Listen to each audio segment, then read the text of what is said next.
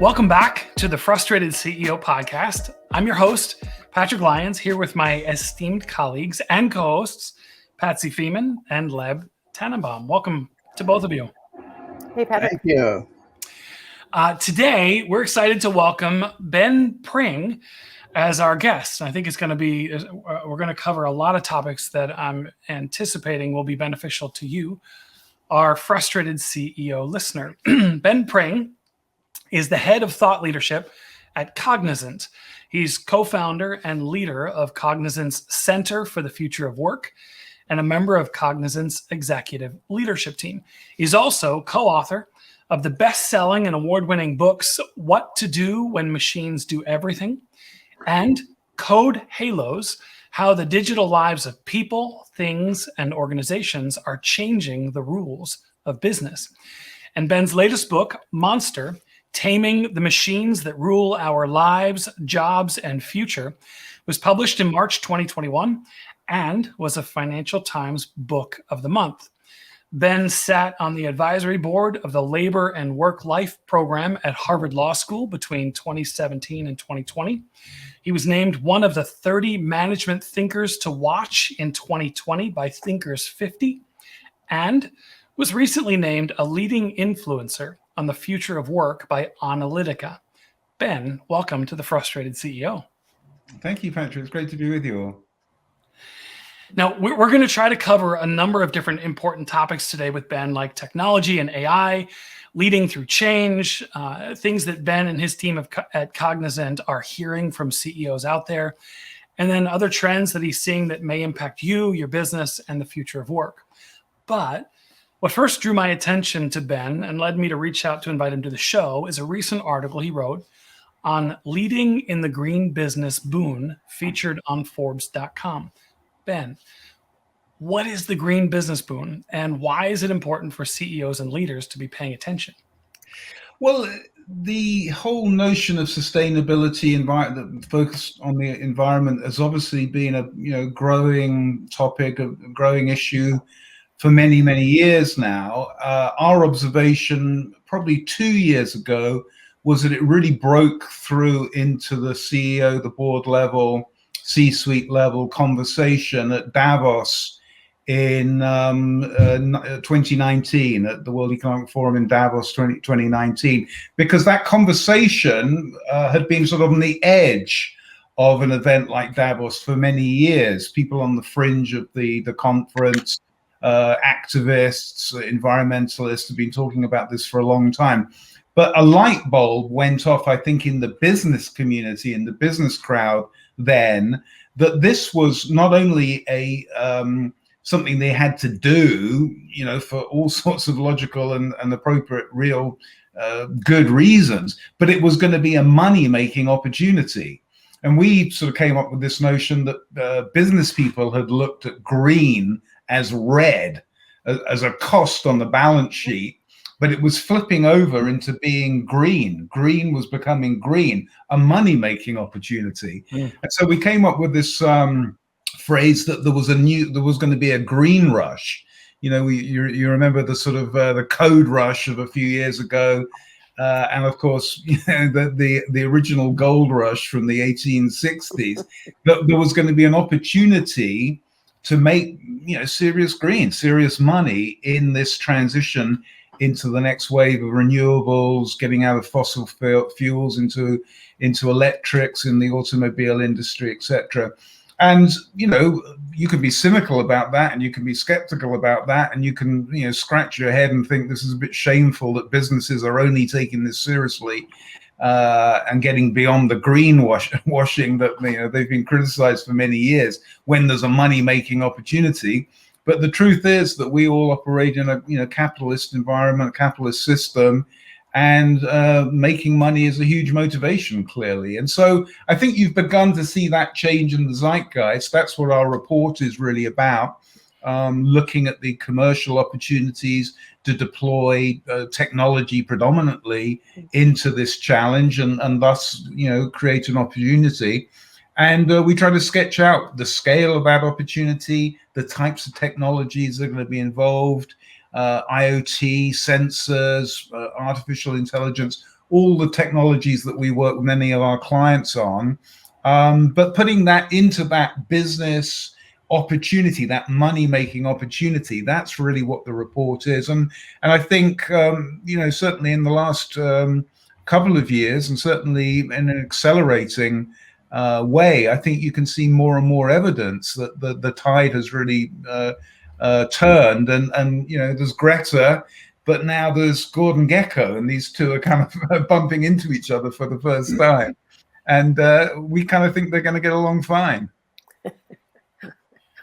Do you have to be do you have to be an entrepreneur going into the green space, or a company already in the green space, or can you take an existing company in the insurance field or in the in the automotive business? So I didn't create myself to be a green company. Can you do that and still benefit from the green rush? Yeah, I think there's plenty of opportunity, because this is going to be such a big transition in businesses, in societies, and it's going to take a long time, frankly.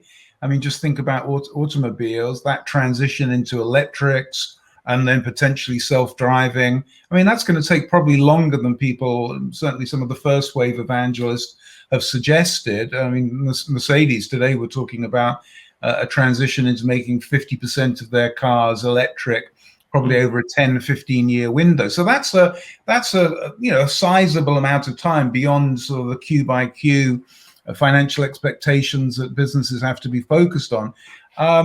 But so there's opportunity at a scale organization like Mercedes. There's certainly a lot of opportunity on the sort of smaller entrepreneurial end of the scale. But I think there is opportunity up and down that scale, because this is going to be such a huge transition, and it's going to take a long time. If I was, a young guy today, and I was thinking about what field to go into, what industry to go into, I mean, this would be one of the key ones that I would pursue. The electrification of automobiles, the greenification of all sorts of aspects of our world. I think this is going to be a huge opportunity. I think there are opportunities across industries. It's not just automobiles, it's not just manufacturing, it's all sorts of white collar, bourgeois, office-based industries that are going to need to change pretty substantially in the next few years. And COVID, again, is another kind of catalyst for that change. So, no, I think the scale of this opportunity and the role that technology is going to play in every industry you can imagine, I think there's going to be plenty of opportunity for everyone here. Ben, I don't know if this fits in, so I'm going to get it a little closer to home. So my son has an outdoor advertising company here in Portland, Oregon, small company, and they just did the hard work to become B certified. So they're now a B Corp, and they really wanted to be a part of that kind of global community and follow those practices. I'm just wondering, like, as you look at this on a broader scale, are you surprised that more companies are not going through the B certification process, and just any thoughts about that? Well, it's a great question, and it's a great thought. It's certainly at a personal level something I'm very, very sympathetic to. I think this sort of late stage Western capitalist world that we live in, the sort of dysfunction within that is becoming more and more obvious to more and more people in terms of income inequality, in terms of the sort of the compounding of winners and losers, and technology is playing a huge part in that. And in fact, that's what our latest book, Monster, is really about. So I'm very sympathetic to that desire to, in a way, reframe capitalism, and the B Corp model and movement is a big part of that. I think more and more people are, not just young people, not just people in sort of progressive Northwest, are thinking about this. You may have seen the Pope this week making moves and announcements about a new alliance with some very sort of high profile people around the world, business people around the world, trying to reframe capitalism, trying to recast capitalism, if you like. So I think this notion that we can see the problems and the dysfunctions with this very kind of Gordon Gekko world I mentioned earlier on, And I think there's more and more people aligning themselves with that. I think also, and this is another report that we produced earlier in the year, working with the Sloan Management Review at MIT, on this notion of purpose, that has become quite fashionable in sort of management circles in the last couple of years. Again, something you could be cynical about, but the point that we make in that report, and perhaps your son would sort of align himself with this, is that there's a very strong Venn diagram overlap between these new attitudes, these new progressive attitudes of people who want to reframe capitalism, who want purpose beyond just the paycheck, and the technology talent that many large organizations are struggling and desperate to get at the moment. These Venn diagrams, there's a pretty 100% match between the attitudes of the next wave of digital talent and these new ideas. So big companies, insurance companies, all sorts of companies, conservative companies, cautious companies, cynical, skeptical companies, are having to take this new agenda more seriously, because they have to attract and retain that talent if they want any future in this increasingly sort of digitized fourth industrial revolution world that we live in. So again, I think that's a catalyst for taking ideas which have been on the edge of mainstream business for many years and actually dragging them into the heart of the agenda of those big conservative, traditional companies. Yeah, no, thank you for that. Are there any other, besides the B Corp movement, any other movements like that you want to mention, or anything that you're seeing maybe from a different angle? Well, I think there's a variety of different versions of that. I mean, and clearly that's sort of kind of an American-centric perspective. Certainly in the European marketplace, there are models, financial models akin to that, similar to that, which are in fact more established, more mainstream than they are in the US. There's certainly also in other parts of the world. New Zealand is one example. Differing business models, differing financial structure models, which come from a similar sentiment, a similar perspective, if you like. So I think it's an interesting time in which even the sort of house organ of Western capitalism, the Financial Times, spends more and more time talking about this issue, talking about the need to reframe the last 40 years, the post-Reagan era of Gordon Gekko style capitalism. I wrote a piece a while ago with the title "AI the Straw, Inequality the Camel," with the notion that this AI and the potential it has to just increase the returns for the FANG vendors, for the digital vendors, but really automate everybody out of the equation. Maybe this will be the straw that breaks that camel's back of this increasing inequality that we can see all around us, which has been happening for a long period of time, but which technology has the potential to sort of take to the next level. So no, these are very kind of real issues, which again I think have been on the edge of the radar and becoming more in the middle of the radar for CEOs and people who have to take these sort of things seriously. Yes. So I'm curious, as leaders do have to start taking this seriously, especially those that are maybe resisting this, taking it too seriously, what are leaders having to let go of? What are they? What are they having to let go of to really embrace this kind of recasting capitalism? Yeah, no, it's a great question, Patsy. I mean, just to point to one individual, people will be very familiar with Mark Benioff at Salesforce. I think the way he has talked about this and the way he has really set a pretty clear direction for his company in this transition from that Gordon Gekko shareholder model into what again broadly being called stakeholder capitalism now. I think the moves that he has made have been very progressive. Again, obviously he's very aligned with the World Economic Forum people, with Klaus Schwab. He's very much, in that conversation and setting the tone of that conversation and what the agenda of that conversation is. I think in terms of what you let go, I think this is one of the conundrums in a way, is that this seems to be an additional challenge for the CEO rather than an and/or. It's not as though you can let go of those Q by Q expectations. It's not as though you can let go of those briefings to analysts. In a way, you have to do that. That becomes necessary, but not sufficient in a way to be a successful CEO now. I think perhaps, and again, there are pretty prominent people.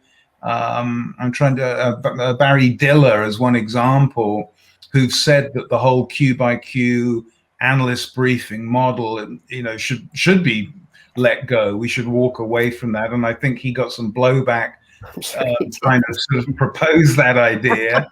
But again, I think that shows you that there is a change in the weather. That if somebody as prominent as that is prepared to talk on CNBC about that, I think you take those sorts of lead indicators quite seriously. It's not going to change overnight. This type of level, this level of change is obviously so macro that change is going to be glacial. So I don't think there's an easy answer to that question. It's a great question. What can you not do? I'm not sure there's much you can't do. It's what you have to do in addition. Net, the CEO's job is not getting any easier anytime. Yep. Yeah. So then that leads to a question. If I'm listening to you say that, and I'm thinking my job's already hard, and now I've got these other things that are additive. Yeah. How, based on what your cognizance research or conversations you've had with CEOs or what you're seeing, how does a CEO filter out what's important and urgent from the sea of noise that's what everybody's saying they have to be focused on? How do they boil it down to the most important things? Yeah, I think that's becoming one of the key differentiators for any senior person, and particularly that type of senior person as CEO. Is to have that filtering mechanism around them, that signal to noise diffusion around them. What should they be paying attention to? Because they are surrounded by noise and more noise. And there are people like me shouting louder and louder saying, look here, do this, do that. I mean, again, it's kind of crazy. I think in a way, the CEO role, and this is an observation rather than based on any particular empirical research, we've tended to have this perception of this king style or queen style CEO, this sort of superhuman person, and it's all them. It's all about them. It's all about what they can process, their bandwidth, their capability. I think what you're beginning to see is more of a kind of prima inter pares, first among equals kind of model, where some of that responsibility is diffusing away from one single person into a team of equals, a team of first among equals. I've seen evidence of that in some of the clients we work with. I've certainly read significantly about that, and I think there's good reason to do that, because there is so much for a CEO to handle. You may have been reading about Jane Walmsley at GSK recently, under attack from activist investors. And one of the points that in the critique of her, and not to personalize it in any way, was that she didn't have strong enough advice, particularly on the scientific side. She didn't really have a strong enough scientific board of advisors, both internally and externally, to guide her as a non-science person. She comes from a marketing background, to really be able to make decisions about big bets that you need to make in the pharmaceutical industry, 10-year, 20-year bets, that perhaps she needed more advice around her, again, to be able to kind of pass that signal from noise. One of the points that I've been making for a long period of time If you buy this logic that software is eating the world, and every company is sort of becoming a tech company, that there are lots of businesses that are still obviously, in insurance and healthcare, being run by people who don't really understand technology that well. And they need to up their familiarity, their understanding of tech. Because if every company is a tech company, you're basically leading a tech company. You need to understand tech probably much more deeply than you do today. And so I think that notion of really surrounding yourself with advisors, with filters, with people who can give you unvarnished truth, uncomfortable truth, to help you see around those corners, I think that's becoming more and more important. And this notion that the CEO can be removed, can be imperial, can just issue edicts and everybody jumps. I'm not sure that model is going to really scale, particularly at this moment where things are changing, as quickly as they are. That's a great answer. It makes me think of some of when we're working through all this change, this VUCA world, however you describe everything that's happened over, especially the last 20 months. So I'm not going yet more into your space of the future, but we talk to a lot of CEOs and leaders who are trying to discern what's in their control and what's not in their control. And I'm just curious if you're seeing any trends about how people respond to things that they feel are not in their control. And some of the generational older leaders, as an example, they're frustrated by technology. Yes. They know it's important. I don't even know if they surrounded themselves with scientific advisors, if they would know much how to make a decision about any of that. But I'm curious what you're seeing, because you see it from a much broader and deeper perspective. Yeah. Well, again, to sort of extend that notion, imagine the CEO of a car company hated cars. I mean, you can't. You couldn't imagine that. But there are plenty of people in quasi or even real tech companies who hate Twitter, who probably have never been on TikTok, who don't understand the technology, don't understand how it works, don't understand the experience it's offering. I mean, just one example came to my mind recently, a company called Shein. Have you heard of Shein? Shein is a Chinese company that is one of the biggest retailers in China. And the way they retail is all through TikTok. And they're just beginning online. And they're just beginning to create pop-up stores here in the States. I was down in Miami a couple of weeks ago, and amidst all of these stores that were closed down, pandemic victims and these sort of dead-looking main streets, there was this one store. I was walking down with my kids, and there were like 300 kids standing outside the store. And I said, "What's happening? What are these guys doing?" And my kids knew about this, but I'd never heard of it. And then you read about Shein and how they're selling and how their supply chain is organized and how it's all created and offered through the experience on TikTok. That's the future of retail. If you don't understand what's going on, if you're not following that, if you fundamentally hate that and think, "Oh my God, this is the end of Western civilization," how can you lead a company if you're not really tuned into that? And so one of the, I wrote a piece about a guy called, you may know the name if you're a music fan, a guy called Clive Davis, who's an A&R guy. And he was on American Idol. You may have seen him on American Idol back in the day. He's 85 years old and he's still the head of Warner Music. And it's not just the sort of titular title. It's not just eminence Greece kind of title. He's actually still working. He signed Janis Joplin back in the 60s, and he's still signing bands today. And I wrote a piece saying, well, how does he do that? How does he stay in the game? It comes back a little bit to what we were talking about earlier on. He surrounds himself by with young people, advisors. And the crucial thing he does, and I think this is what is relevant in this conversation about technology and big business, is he can separate his heart and his mind. He can sort of pat his head and rub his tummy, or the other way around at the same time, because he realizes the bands, the artists he's signing are not for him. You know, he goes home of an evening and listens to Frank Sinatra, but at work he's listening to, you know, an 18-year-old. That's great. Today. And I think that's very difficult to do, to separate your ego from what the market really wants. And I see this with insurance companies as an example. There's a 45-year-old, a 50-year-old person now in a pretty responsible position developing an experience, an app, and they're developing it for themselves rather than realizing that they should be developing it for a 30-year-old who's beginning to come into the insurance market, whose taste,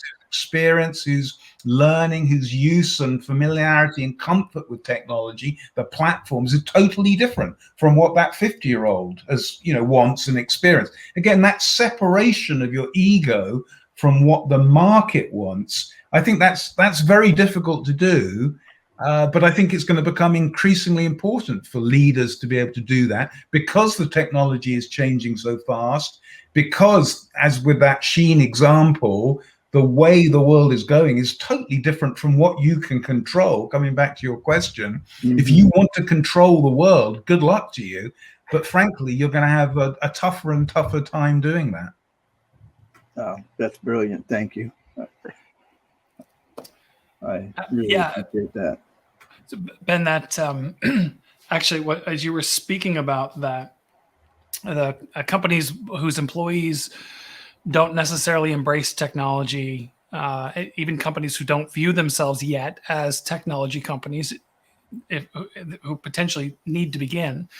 You made a comment that I heard in a different medium. You said the folks that can be adaptive along this journey, the journey of adapting to AI technology, or just being adaptive in general, will do well.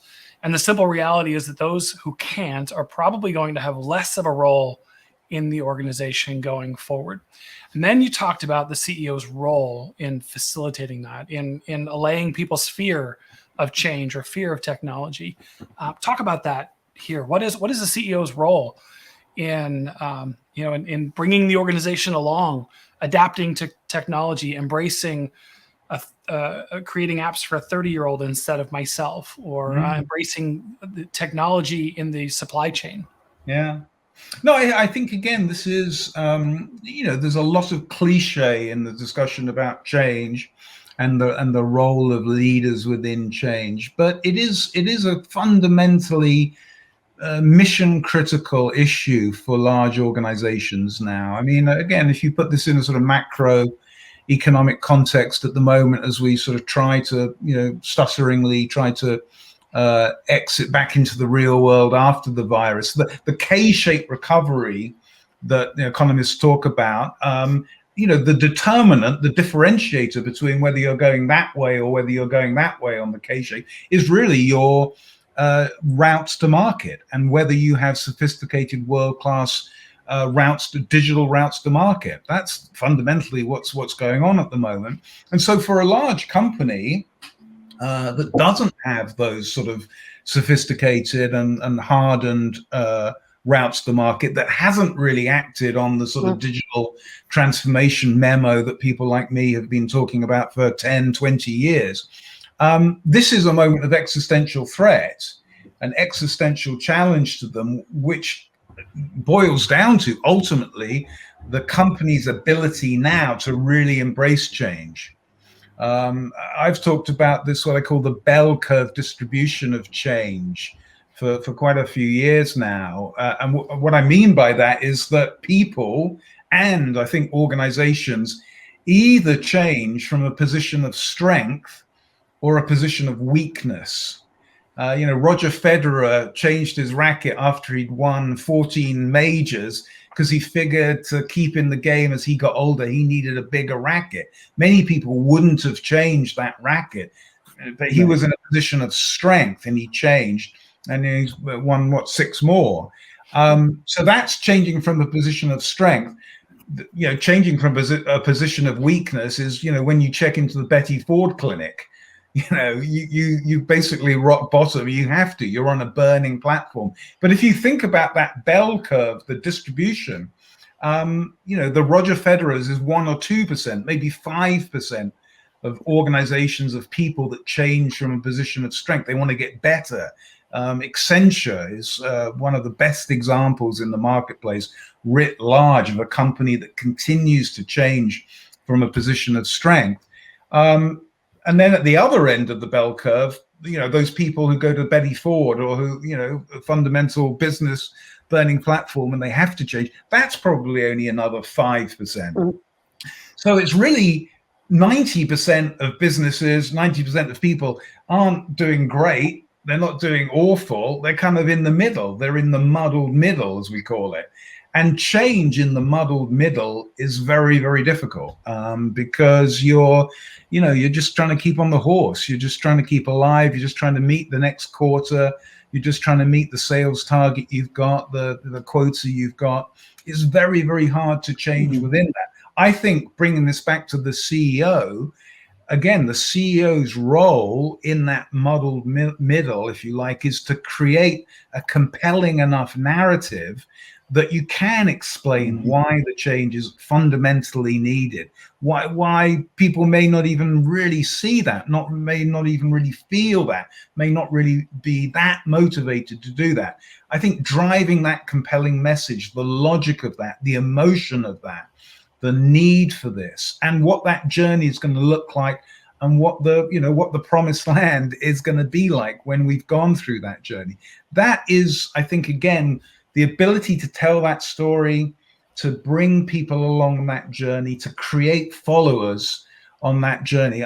It's always been critical. It's always been the challenge of a CEO. But I think, again, in this moment where the underlying compelling economics of doing this, driven by technology, supercharged by the pandemic, I mean, if this is not the time, when is, frankly?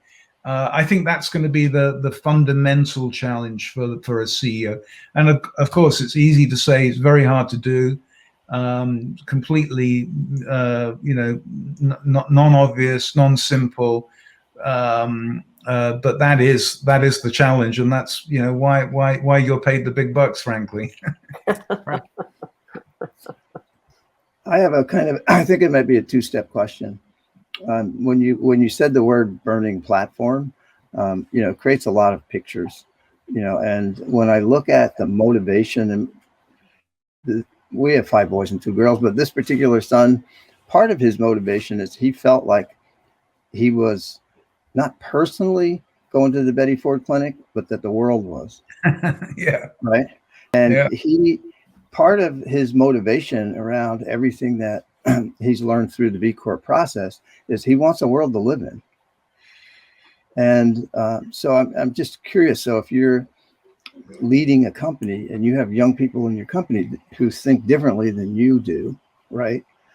Some of what's a burning platform for them has been kind of maybe not so for me, and the second part of the question is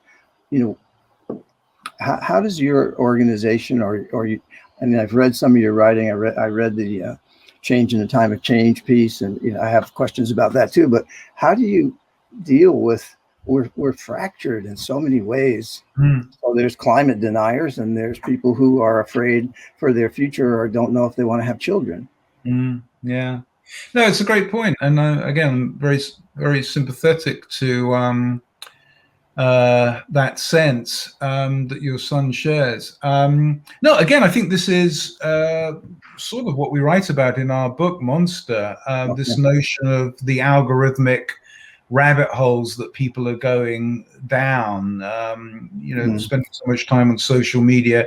The phrase e pluribus unum, out of many one, the motto of America. It feels to me like we're in an era now of e pluribus pluribus, out of many, many, because we're all living in our own reality, and your son's reality is not the reality that a 55-year-old, 60-year-old CEO is living in. And I think, again, this is an existential challenge to societies, but it's an existential challenge in a business context, because getting alignment, in the business language, getting people on the same page, getting people to see the same mission, again, is becoming harder and harder. And the tension between the entrepreneurial spirit that you want in a business, people to be acting, not just to be, waiting to be told what to do, but at the same time, having a strategy, having a vision that people believe in, that share, that are committed to, that are energized by.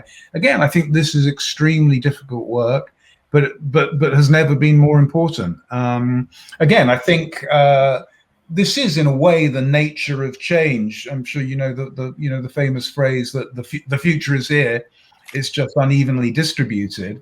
I mean, this has always been true, and particularly in large organizations, is getting everybody on the same page, getting the people who can see the future, getting the people who are, wedded to a model that's worked for them, and they've ascended the greasy pole through that model, and they don't want to give that up. I mean, again, that is, that is a long-standing challenge, and it becomes harder and harder for large organizations, particularly in this unforgiving, late-stage Western capitalist world that we live in, to do that. But again, that is the challenge. That is the opportunity. We in the MIT report that I mentioned earlier on, we interviewed Ed Bastian from Delta, and the interview happened sort of this time last year, so really in the middle of the pandemic. And talking to him and listening to him, what I think I was struck by, I think my co-authors were struck by, was how much time he was spending talking to his people, talking to the troops. And I think it was beginning to dawn on him and other people as well that actually, obviously, huge downsides for an airline then and still now, with reduced travel. But one of the benefits of this kind of Zoom world that we were all catapulted into was that he was able to spend more time talking to people than he had been, in the pre-COVID times. He could literally talk to thousands of people, every day. He didn't have to sort of fly to Sacramento one day to talk to 50 people or 100 people, and then fly to New Orleans to talk to another group. He was talking to people all the day, lots and lots of people all the time. So he was over communicating, and in his mind, that over communication was that in this moment of, again, existential stress and challenge, he needed to be more visible than he was before. He needed to be clearer than he was before. He needed to be more empathetic to his people than he had been before. And I think that, I think that is a great learning for anybody, and I think continues here into 2021 and beyond. The need to over communicate. Again, business writers, management theorists have said this for a long time, but it for the reason you say, Leb, in this disparate world that people are living in now, the need to try and bring people together for that shared mission, that shared sense of what we're trying to do here, again, has never been more important. Yes. I'm curious, assuming he was listening as much as he was talking, what did he learn? Did he share any insights for spending all that time talking to his people? What were some of the biggest takeaways for him? I think at the time there was a great need for empathy. I think people were scared, both of the actual virus, but of the economic damage, the impact it was going to have on their livelihoods. And I think he said, and in fact, we talked to CEOs of a number of big companies. Starbucks was another example where, I mean, going back to our conversation about, quarterly earnings, people were saying, we just got to forget about that. We just got to not even think about that. We've got to think about keeping our people safe, keeping our people in a good place. Again, you can be cynical and skeptical about that, but I think that notion of listening, as you say, Patrick, of wanting to listen, to be seen, to be not just, again, the CEO that has a big mouth and small ears. I think that was very important, and again, I think that will sustain itself, endure, beyond this particular moment. Again, for the reasons that Leb says, is that if that conversation is just one directional rather than bi-directional, and you're trying to win hearts and minds and bring people on a journey in a very, very difficult time, stressful time, I think that's a big part of it, and I think that's probably what he was reflecting in his comments to us. Yeah, you led with, at the time, empathy was really important, and I think I would argue, even in conversations with CEOs, as well as conversations with their teams, it's just as important today. I almost feel like empathy is an emergent. To me, I feel like it's always been important. The ability to connect with somebody, meet them where they are, and convey, I hear you, I get you, I understand you. But it feels like it's an emerging, or its importance is really emerging. Like I think that's absolutely right. And I think, again, I relate this back, and maybe this is my own unconscious bias, to technology and the need to get the next generation of digital talent into your organization. Without that, I don't think you've got, a good future on the K-shape. And if that's true, and this talent pool, younger people, that style, I mean, that's an element of that style, I would say, Patrick. I mean, again, it's a generation of kids. You can be cynical, but the Snowflake generation, or whatever people call them, everyone wins prizes. They don't like being shouted at, all that kind of stuff. But again, that's the reality of that part of the world. And if you're a leader, you can shout at people all you like, but that talent pool has more options than ever. I mean, we're seeing this in the market ourselves at the moment, that the demand for that talent is such that people have half a dozen offers, and people walk very easily, not much loyalty, and particularly if you haven't shown much loyalty in the past yourself. So those soft skills, again, we can all be cynical and skeptical about them, and they're very hard to quantify, and all the stuff that you guys talk about all the time, I'm sure. But the reality is that that's probably never been more important. In fact, I think in my analysis, looking at change and digitally catalyzed change over the last 20, 25 years, there's been an overemphasis on investments in technology and an underemphasis in investments in talent. People plug in a new gizmo, a new server, a new AWS platform, and they think that that's a big step towards digital transformation. They spend much less time thinking about the cultural aspects, the personality aspects of what this next generation of talent wants, looks like, feels like, talks like.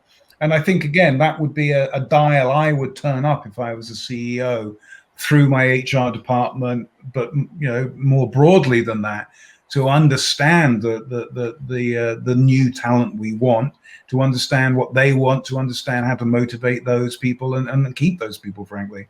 Yeah. That's great. Yeah, that's good. It really is. It makes me feel, if I'm a CEO, that I might feel pretty vulnerable, because I have to rely on younger people of a different generation, perhaps with values they're new to me, and trust enough that they're leading us in the right direction. Yeah, because I'm not a techie. Yeah. Right. Yeah. No, I think that's right. And I think, again, that Clive Davis model I mentioned earlier on is a good one. I think is obviously worked for him. Is you've got to trust the people around you. You've got to have the right people around you. You've got to understand that the customer, the marketplace isn't necessarily what you want. It's not everybody wants Frank Sinatra nowadays. If you're just building your Frank Sinatra kind of insurance model, your Frank Sinatra car, that's going to be a problem. And you're right. And I think obviously that is a challenge. to that command and control hierarchical based model that probably a lot of CEOs have grown up through themselves. I was deferential to the CEO myself when I was 30. How come this 30-year-old isn't being deferential to me now? I'm a 60-year-old CEO. The world has kind of changed. Get used to it. Yes. And again, that comes back to this adaptability aspect we were talking about earlier on. It's a very, very real issue for that person who is now in charge, but the world has moved on. Yeah, we had a CEO on in one of our recent episodes who was talking about bringing everybody back to the office after having gone virtual through COVID, and he said, I really had to challenge my own thinking, because my belief is we work better in teams, we work better together. And yet I know if I do that, if I make everybody come back to the office, I'm going to lose people. Yeah. So it's really challenging. He said, I have to be willing to challenge my own beliefs, and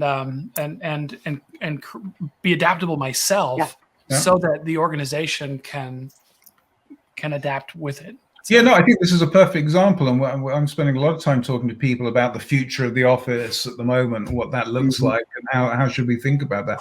And I think that's exactly right, Patrick, that again, this next generation, the talent that you want, has got more options than ever, it wants more flexibility than ever, wants more purpose than ever, has got used to kind of working in Starbucks over a long period of time with their beats on, on the couch rather than in the cubicle. And if you're going to try and force that genie back into the bottle, force people back into the model that you grew up with and through and succeeded within, I think that's going to be a problem. We still obviously need to come together as people to do what I call heads up work, where we're kind of looking at each other in the whites of the eyes. We're trying to collaborate and be creative. But when we're doing that heads down work, coding or doing our spreadsheet, we can do that anywhere. Why force people to go back into that cubicle that people hated? One of the things I saw for many, many years on my travels, I'd go into a big business, a big office building, and I'd be led through to the conference room where I was going to talk to people or present. And these rows of cubicles empty, because people hated being in those cubicles and had left or were working in Starbucks. That model, the death of the cubicle, was very real before COVID. I think it's sort of on life support now. People want to come together to be together, but they don't want to be in those ugly spaces. So if that CEO is thinking, and you can see this debate raging in the marketplace between the Goldman Sachs model, everybody's got to be back in the office by Labor Day or just after Labor Day. If you can go to a restaurant in Manhattan now, you can come to an office. That's kind of one end of the continuum, and then there's the sort of Barclays Bank other end of the continuum, where they've said, well, we'll probably have 70% less people in offices for the foreseeable future. So this is raging, but this debate is raging at the moment. But I think, again, that 50-year-old CEO who did the commute, who schlepped into Manhattan from Greenwich for 20 years and clawed his way or her way to the top and thinks everybody's got to do that now. Yep. I think that's dinosaur thinking, and is going to backfire on people big time. Do you know, I have a client right now who, because of COVID, they got out of their lease. They went 100% virtual. So they're now all 100% virtual. The first 2 openings they had on their team, they had more high-level applicants than they'd ever had from other job openings. They got applicants from currently employed people, high-level people in other organizations who said, our company is making us go back into the office. I don't want to do that. And so they were so surprised by the quality of the applicants that instead of choosing between the top 2 candidates, they hired both of them. They thought, why would we let that go? So no, I think this is a really significant moment of change in work, and certainly the sort of bourgeois white collar work that we do. I sort of broke away from the regular commute 25 years ago when I came to America. Part of the reason why I wanted to come to America was in England, in London, where I grew up and where I worked in the early part of my career. It was a commute-based model. England, if you know the kind of British economy, London is so central that people commute 2 hours to come into, the city to work. I hated that. I didn't want to do that. And I kind of got an inkling that because America was so much bigger and it was so much more distributed, there wasn't the same complete center of gravity that London is in the UK. And people in America will, routinely say, well, you're in Boston, I'm in Dallas, I'll come to you, you come to me. And I've done that in my own personal career, sort of broke away from a city, arbitraged a city salary into a kind of quieter part of the country, bigger house, and I've worked remotely for 25 years. And and I love it. And people who have continued to commute, I've got a neighbor who commutes into Boston, or was commuting into Boston pre-COVID, an hour and a half on the bus in the morning, an hour and a half. I used to say to him, you're crazy, why are you doing this? And then now in the COVID experience, he stopped doing that and loves it. And I think this was a big article in the FT today about the death of commuting. And I think more and more people, like the example you were sharing, Patrick, are going to come to this conclusion. This is a much better way to work. Sure, we want to be in the office some of the time. Yeah.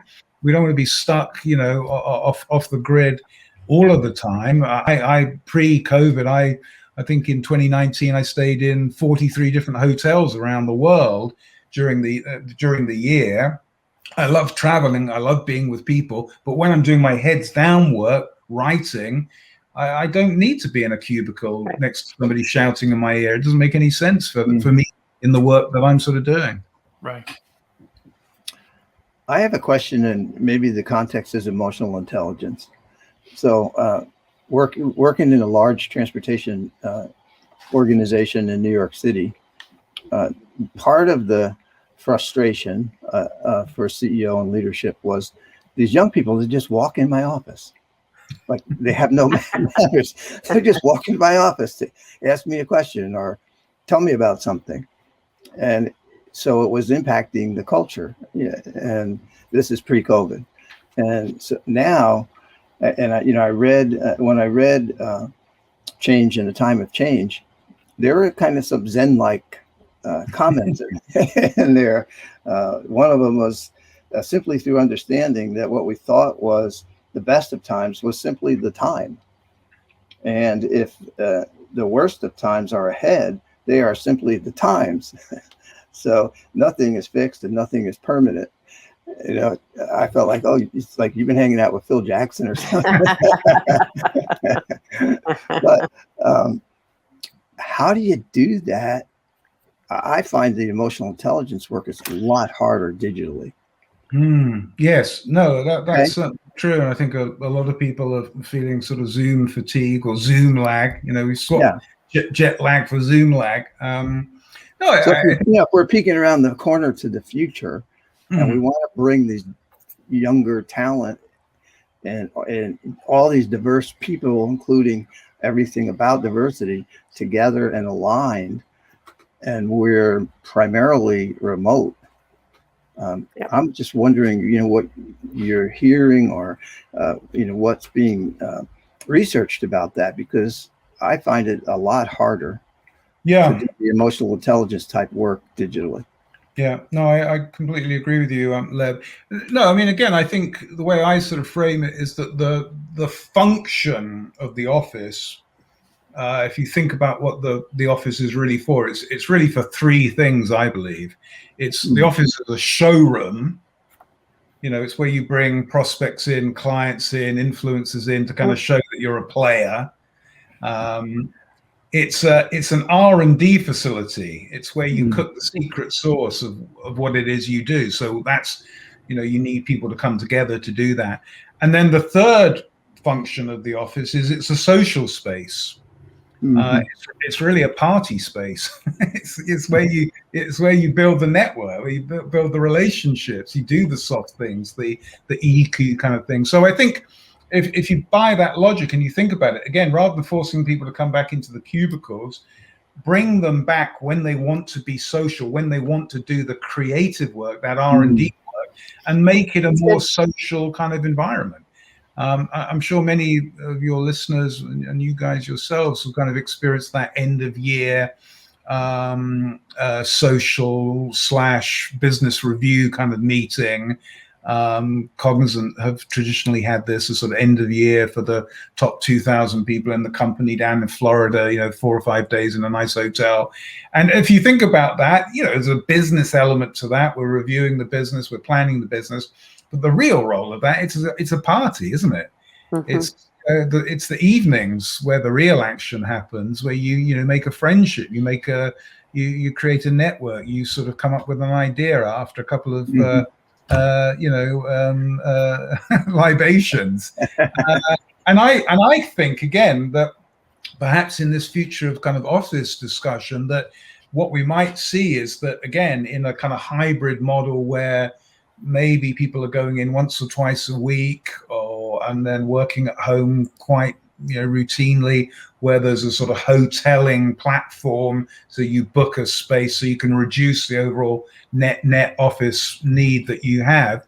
What I think you might see is that end of year social actually becomes maybe end of month social, and being in the office for that Friday or that Thursday at the end of the month, everybody comes in that day, and we do a business review, we do planning, but we keep the culture, we keep the EQ alive, because you say quite rightly, doing it online, it's not a very good substitute. We're all feeling that ourselves at the moment. More and more people are sort of turning the camera off when they're on these platforms, because it's draining having to look at people and have people look at you in a way that doesn't really happen in the office, and when we're face to face. So no, I think you're right. One other comment about that, Lev, I think it's a fascinating discussion, and again, in a leadership context, it's a fascinating discussion. This sort of relationship between humans and automation. I think, and we've written, our book, What to Do When Machines Do Everything, was really all about this, that everything that can be automated is going to be automated. That's just a sort of underlying assumption we have got. And so the checkout line, that checkout clerk, that's going to be automated away. All sorts of human work is going to be automated away. And if you think of that, I think the real opportunity for humans is to differentiate themselves from machines. And how do you do that? It's that human touch. It's that EQ that we want as humans. And an example I use of that, and I won't name names because I'll be sued if I put names to this. But if you go into a typical Main Street pharmacy, one of the big box pharmacies, you go into that big space, there's hardly anybody working there now. And the people that are working there seem very dejected, very down. It's hard to get anybody kind of smile at you, say, hi, how are you? Go into, I suppose I'm speaking positively about them, so I can mention them. Go into an Apple store, and there are so many people working there, you can't shake, you sort of can't get away from them somehow. You have to talk to somebody. Yes. Yeah, and it's and they're saying, hi, how you doing, and how can I help you, and what are you up to, what are you doing? And I think the underlying story there is that Apple have automated all the automatable elements of that away, and they're hiring good people, nice people who have that EQ, who can look you in the eye, who can smile, who can be helpful, who can be attractive and engaging with you. And I think that's the real opportunity for more and more people. I think we need a kind of renaissance of the Swiss finishing school. We need to learn those manners again. That young person coming into the CEO's office needs to have the manners to handle that kind of relationship.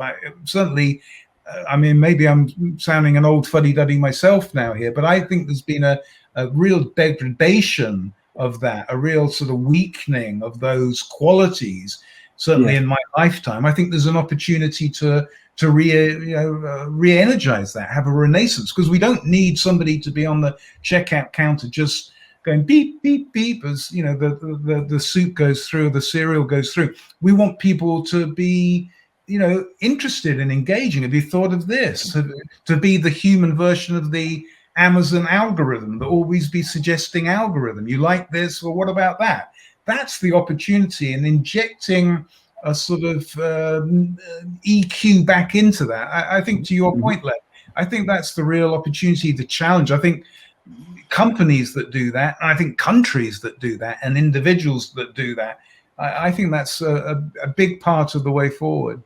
Yeah, imagine taking the checkout person off the line and putting them at the front door to greet you and take you around the store and help you find things. And, if there's some senior walks in, can you help that senior navigate that senior around the building? You don't need them to do the automatable bits, because because the real robots are showing up. We don't need people to impersonate robots. We've got real robots to do that, but we want people to have a human experience. Exactly, Patrick. That's a great example.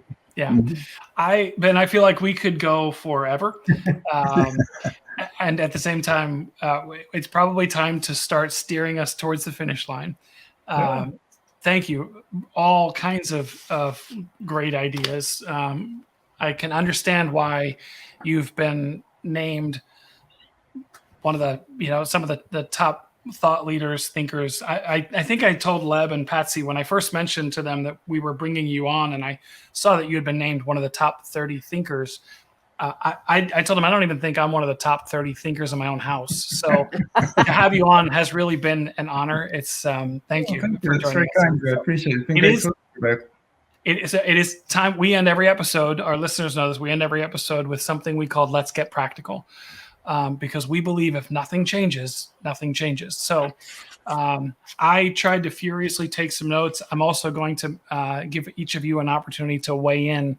What were some of the key takeaways today that if I'm a CEO, what can I begin to implement in my organization? What should I be thinking about implementing in my organization sooner than later to help move us forward? Ben, I'll actually throw it to you first, and that way I can try to fill in things I took that maybe you that you haven't covered already. Yeah, I think we've talked about this quite a bit, and I'd sort of just re-emphasize it, this notion of perhaps broadening the informal and probably the formal groups of advice around you as a CEO, as a senior leader, your own advisory councils, your own advisory boards, your own reverse mentoring groups that perhaps help you tap into what the next generation are thinking about. That Clive Davis model of surrounding yourself with people who can give you visibility into the blind spots that you've got, being open about that, being open and saying, I don't really feel comfortable, I know exactly what's going on in that world. I think trying to do that, as I say, formally, informally, I think that would be a smart thing to do. If I was sitting in that kind of lonely spot, that is what I would be trying to do. Make sure that I was being as well advised as I possibly could from as many sources as kind of appropriate. Excellent. Lever Patsy, what do you have? I've got the importance of creating a compelling narrative. Mm. Mm-hmm. Mm-hmm. Yeah. Several things jumped out at me. One was the notion of being empathetic, and how important it is right now, when that may not have been the cultural norm, right? Or what was expected of a CEO or a leader. I love the notion of create social space, and there's going to be a lot of space available. So there is. We can throw a big party. Yeah. How's that going to happen? And I thought that was really valuable. Getting people aligned is kind of an old notion, but it's also a new challenge and a new opportunity. As we peek around the corner at the future. And again, I've heard it before, but I haven't heard it in the way that you framed it around, the importance of the narrative, kind of balancing listening and speaking, and over communicating, because we're in this period of just constant change. So those are a few, Patrick, of what I took note of. And I had not really thought of stakeholder capitalism. So I'm excited to explore that and just recognize there's something about the way we have been operating that has led us to this point, right? And looking in another direction, critically important. Yeah. Thank you. All right. So here's what I will add. I had several that you did, and I had a few others. So one, Ben, you made the point about making sure that you've got a strategy to get your people comfortable with technology, and perhaps even begin to think of yourself as a technology company if you haven't before. Yeah, that was a good one. Because that's going to be important. You shared the example of the 50-year-old employee developing an app for a 30-year-old customer. And so just be cognizant of making sure that you're creating products and services for your customers and not for yourself, that you are really thinking about who is the user. And when you answer that question, then maybe even be ready to ask the question, am I the right person to develop this, or do I need help? Do I need to surround myself with advisors to make sure that I'm creating a product or a service that meets my customer's need? And then this is one I just thought was really strong. Ben, I think you even said, get the next generation of digital talent into your company. I feel like that's an imperative. If I'm a CEO and I want us to make it through this, I want us to be on the other side of this paring down of companies that have there are a lot of burning platforms right now. Whatever it takes to get the next generation of digital talent into your company, get over your disdain for that generation, right? The labels that we put, the snowflakes and the trophy winner, get over that and embrace that you won't survive without them. I just thought that was a really strong point that you made. And then the last one I had, I don't know, maybe it's not even as strong as that one, but just look at your investment in your talent and how does it compare to the investments you've made in technology over the years? And is there a rebalancing that needs to happen? Are we investing in as much in our talent as we have in our technology? Because what I heard you say is they're both equally important. Yeah. So good. Anything else that I missed? No, you guys were taking good notes. I'm honored. Well, I even with that, Ben, I think I probably missed half of just because you were spewing great thoughts at such a great pace. So I just want to say thank you, Ben. Where can people? Let me say this. Leb even mentioned a couple articles. You've got books. Your work's been featured in Harvard Business Review and the Wall Street Journal and Financial Times, BBC, NPR, PBS, a host of other places. Where can people find out? Where can they see more of your content? Where can they find out about the cool stuff that you and Cognizant are doing? Yeah, no, thank you, Patrick. Well, Cognizant.com, you can see everything that we produce there. I'm at Benjamin Pring on Twitter. I'm pretty visible online. So yeah, lots of stuff, no paywalls. So check it all out. And hope people will find it interesting. Excellent. Ben, thank you for being our guest today on The Frustrated CEO. And obviously, thank you, Patsy and Lab. You guys are fantastic co-hosts. Thank you for your insights as always. And thank you, listener, for sharing your time with us today. Don't forget to head over to thefrustratedceo.com to download today's Let's Get Practical, as well as every other Let's Get Practical from our previous episodes. And then please be sure to subscribe so that you are aware of and alerted to future shows. Thanks for tuning in, and we will see you again next time.